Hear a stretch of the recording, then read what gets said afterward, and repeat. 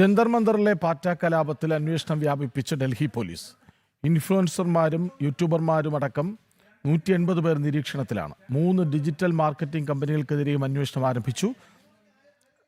തെറ്റിദ്ധാരണാജനകവും രാഷ്ട്രവിരുദ്ധവുമായ ഉള്ളടക്കം സമൂഹമാധ്യമങ്ങളിലൂടെ പ്രചരിപ്പിച്ചുവെന്ന കണ്ടെത്തലിന്റെ അടിസ്ഥാനത്തിലാണ് നടപടി. വിവരങ്ങളുമായി ആദർശ് TS ഒപ്പം ചേരുന്നു. ആദർശ്, അതായത് ജന്തർ മന്ദറിൽ സംഭവിച്ചത് എന്താണ്? പാറ്റകൾക്ക് പിന്നിൽ ആരായിരുന്നു? എല്ലാം പോലീസിന് വ്യക്തമായെന്നോ?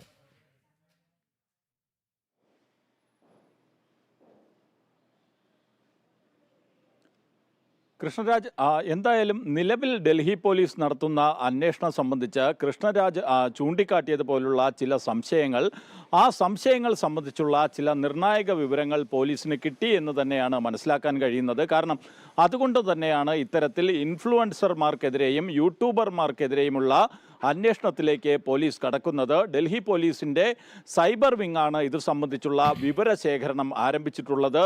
180ഓളം യൂട്യൂബർമാർ, ഇൻഫ്ലുവൻസർമാരും ഒക്കെ ഡൽഹി പോലീസിൻ്റെ നിരീക്ഷണത്തിലാണെന്ന് പറയുന്നു. ഒപ്പം തന്നെ 3 ഡിജിറ്റൽ മാർക്കറ്റിംഗ് കമ്പനികളും ഡൽഹി പോലീസിൻ്റെ നിരീക്ഷണത്തിലുണ്ട് എന്നാണ് പോലീസ് തന്നെ നൽകുന്ന വിവരം.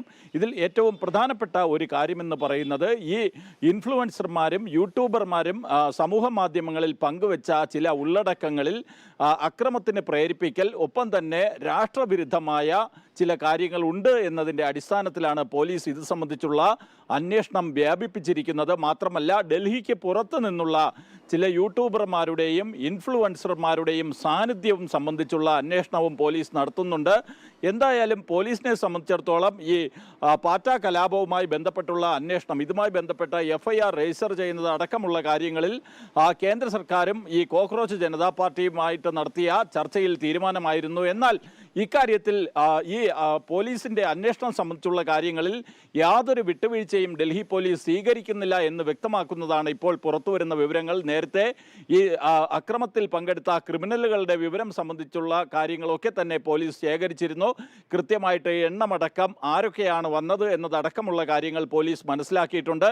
അതിന് പിന്നാലെയാണ് ഇപ്പോൾ യൂട്യൂബർമാരെയും ഇൻഫ്ലുവൻസർമാരെയും കേന്ദ്രീകരിച്ചുള്ള അന്വേഷണത്തിലേക്ക് പോലീസ് കടക്കുന്നത്. കാരണം മില്യൺ കണക്കിന് ഫോളോവേഴ്സ് ഉള്ള ചില യൂട്യൂബർമാരും മറ്റുമൊക്കെ ഇവിടെ എത്തിയിരുന്നു. അവരൊക്കെ ഏത് തരത്തിലാണ് ഈ അക്രമത്തിൽ പങ്കാളികളായത്, അവർക്ക് എന്താണ് ഈ ജന്തർ മന്ദറിലെ ഈ പാറ്റ പാർട്ടിയുടെ സമരത്തിൽ കാര്യം എന്നതടക്കമുള്ള കാര്യങ്ങൾ പോലീസ് പരിശോധിക്കുന്നുണ്ട്. മറ്റെന്തെങ്കിലും സാമ്പത്തിക ഇടപാടുകൾ അടക്കം ഇതിന് പിന്നിൽ നടന്നിട്ടുണ്ടോ എന്നത് സംബന്ധിച്ചുള്ള അന്വേഷണവും ഒരു വശത്ത് നടക്കുന്നുണ്ട്. എന്തായാലും യൂട്യൂബർമാരും ഇൻഫ്ലുവൻസർമാരും അടക്കമുള്ളവരെ കേന്ദ്രീകരിച്ചുള്ള അന്വേഷണമാണ് ഇപ്പോൾ ഡൽഹി പോലീസ് നടത്തുന്നത്. കൃഷ്ണരാജ്. ശരി.